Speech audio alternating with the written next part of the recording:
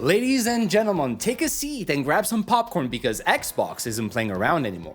They came out swinging with their Developer Direct 2025, and while there weren't too many games in the presentation, the ones that did make an appearance not only talked the talk, but also walked the walk. So, let's take a quick look at what Xbox has prepared for us.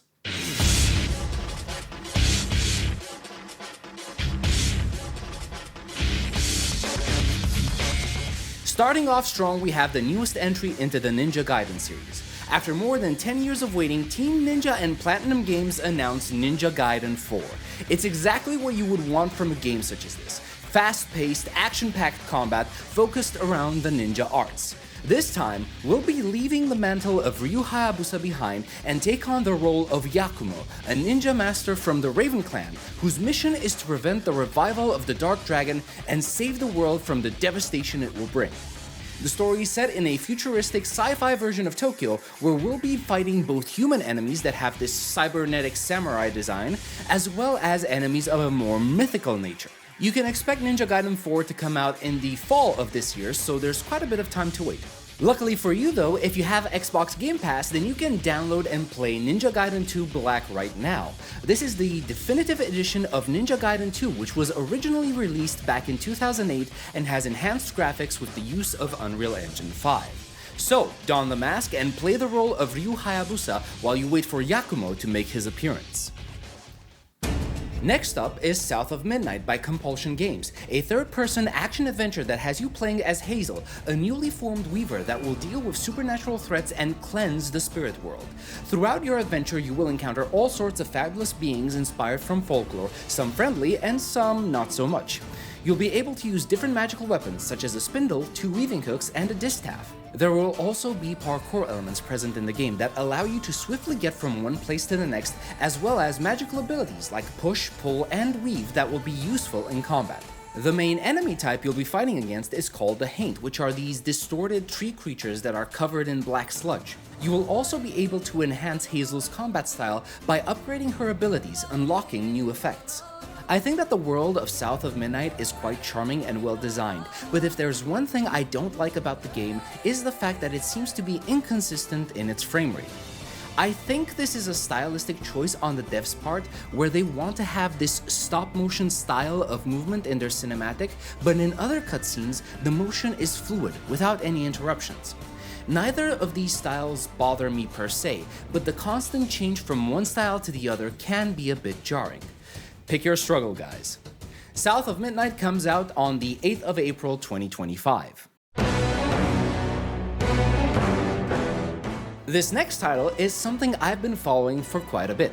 Clair Obscur Expedition 33 from Sandfall Interactive has all of the ingredients required to be a hit game. A dark, mature story? Check.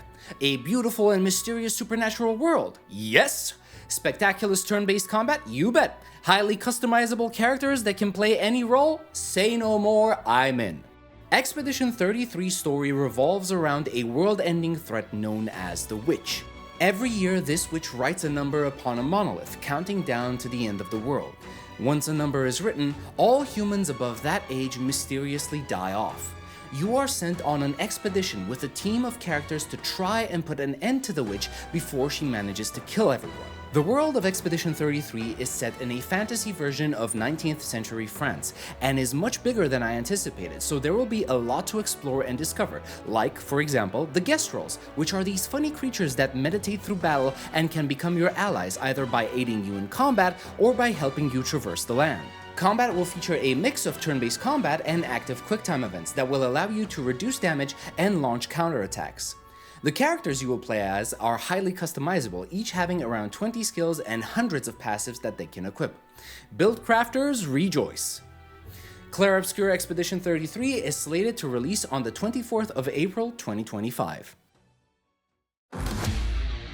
The devs at id Software have returned, and they have only one single mission: to bring you pure, brutal fun.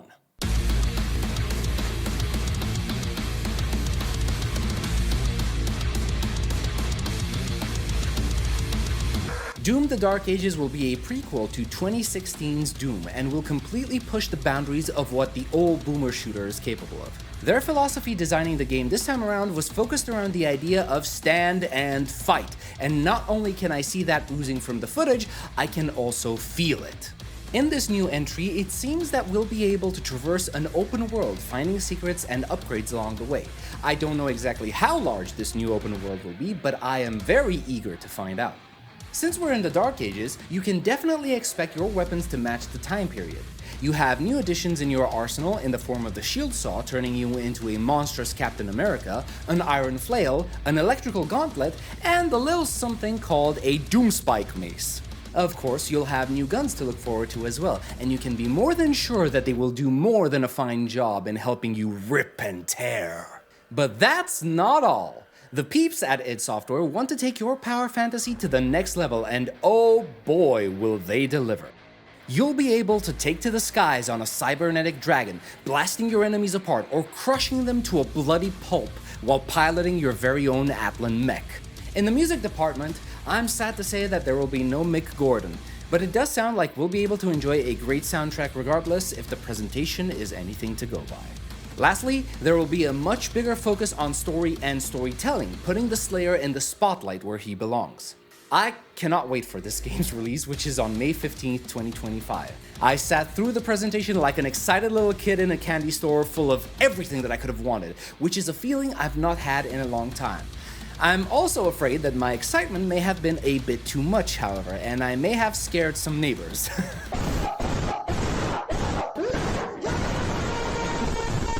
Which, if I think about it, is par for the course, as when it comes to Doom and the Slayer, the only thing they fear is you. And that brings the Xbox Developer Direct 2025 to a close. It was short but substantial, with strong titles overall. What titles are you excited for from the Developer Direct? Let me know in the comments below, because I am wound up like you wouldn't believe, and I don't have anyone to share my hype with. But that's going to be it for me. I hope you enjoyed the video, and if you did, please leave a like, comment, and subscribe, and I will see you in the next one. Until then, have a good one.